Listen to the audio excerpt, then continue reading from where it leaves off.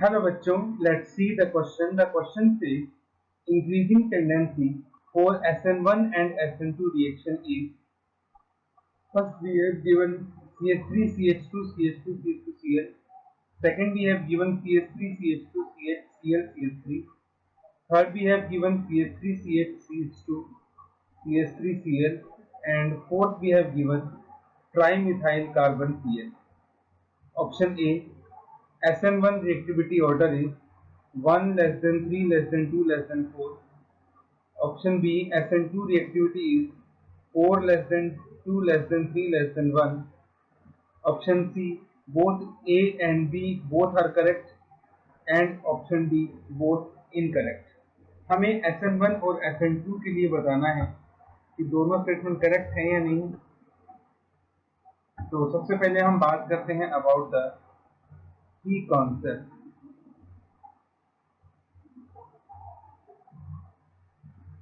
which is the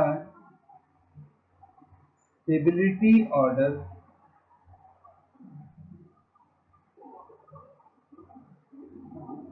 of alkyl halide for SN1 is 3 degree, then 2 degree, then 1 degree. For SN2 is 1 degree, 2 degree, and then 3 degree. तो SN1 के लिए RX का alkyl halide का stability order 3 degree, 2 degree, 1 degree है, और SN2 के लिए reverse होता है 1 डिग्री, 2 डिग्री, 3 डिग्री। सॉरी, हाँ। तो अब हम ये देखेंगे कि ऐसा क्यों होता है। सबसे पहले हम फर्स्ट मॉलिक्यूल लेते हैं CH3 CH2 CH2 CH2Cl। अगर हम इस मॉलिक्यूल को देखें तो ये RX आपका 1 डिग्री है, क्योंकि जिस कार्बन से Cl जुड़ा है वो एक ही कार्बन से जुड़ा है। तो जब हम SN1 के अकॉर्डिंग इसकी बात करेंगे तो SN1 में हमारे पास कार्बोकेटाइन फॉर्मेशन होता है। तो CH3 CH2 CH2 CH2 positive, तो ये कार्बोकेटाइन हमारे पास बनेगा 1 डिग्री, जो कि काफी लेस स्टेबल होता है। लेकिन SN2 की अकॉर्डिंग बात की जाए तो for 1 degree transition state is stable.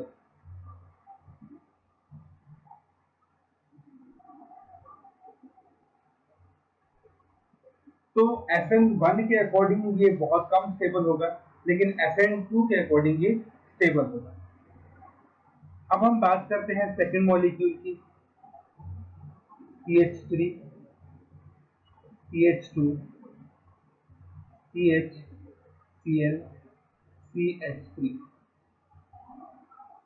अब जब हम SN1 के अकॉर्डिंग बात करेंगे तो हमारे पास कार्बोकेटाइन कुछ इस तरह से बनेगा, CH2 CH पॉजिटिव CH3। तो ये जो कार्बोकेटाइन हमारे पास बना ये 2 डिग्री बना, और 2 डिग्री कार्बोकेटाइन 1 डिग्री के कंपैरिजन में स्टेबल होता है। बात करूं मैं SN2 की, तो SN2 के अकॉर्डिंग ये लेस स्टेबल होगा, लेस स्टेबल देन 1 डिग्री।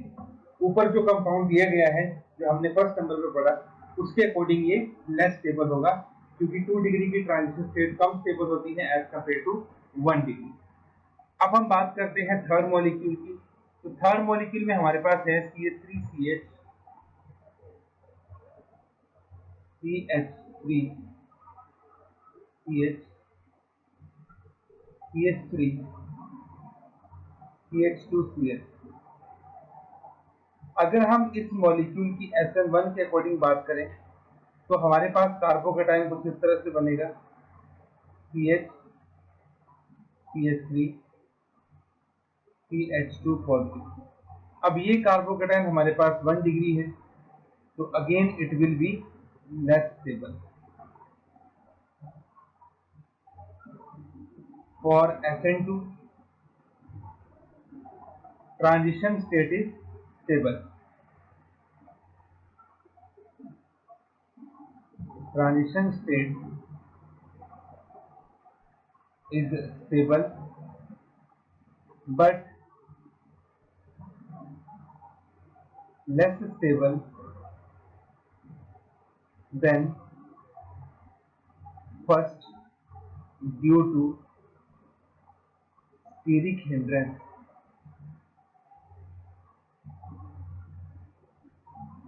ठीक है, जो हमारा फर्स्ट वाला मॉलिक्यूल था मैं उसको यहाँ पे लिख रहा हूँ CH3 CH2 CH2 CH2 CH। ये भी हमारे पास 1 डिग्री है और ये भी हमारे पास 1 डिग्री है, लेकिन यहाँ पे क्योंकि हमारे पास ब्रांचिंग आ रही है तो ब्रांचिंग की वजह से थोड़ी बहुत स्टेरिक हिंड्रेंस आएगी, तो जितना स्टेबिलिटी हमारे पास फर्स्ट के केस में होगी उतनी थर्ड के केस में नहीं होगी, बट ये भी स्टेबल होगा। और लास्ट हमारे पास है CH3C CH3 CH3 CH। तो अकॉर्डिंग टू SN1 हमारे पास जो कार्बोकेटाइन बनेगा वो कुछ इस तरह का बनेगा, और ये कार्बोकेटाइन है 3 degree which is highly stable.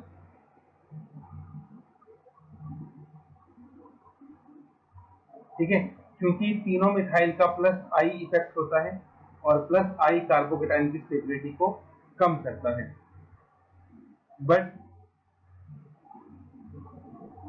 3 degree transition state is very less stable। ठीक है, 3 डिग्री ट्रांजिशन स्टेट बहुत कम स्टेबल होती है, तो for SN2 it is less reactive.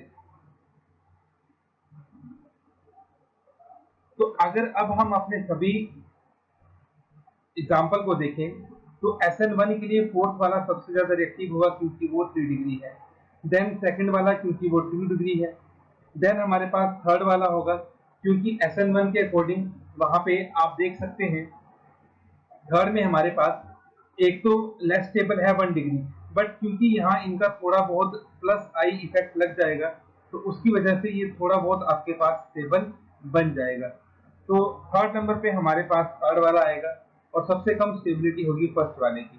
तो ए ऑप्शन तो हमारे पास करेक्ट है। बात कर लेते हैं बी ऑप्शन की। फर्स्ट वाला जो है हमारे पास उसकी रिएक्टिविटी सबसे ज्यादा होगी, ठीक है, वो 1 डिग्री है। देन थर्ड की क्योंकि वो भी 1 डिग्री है, देन सेकंड की क्योंकि वो 2 डिग्री है, एंड देन फोर्थ की क्योंकि वो 3 डिग्री है।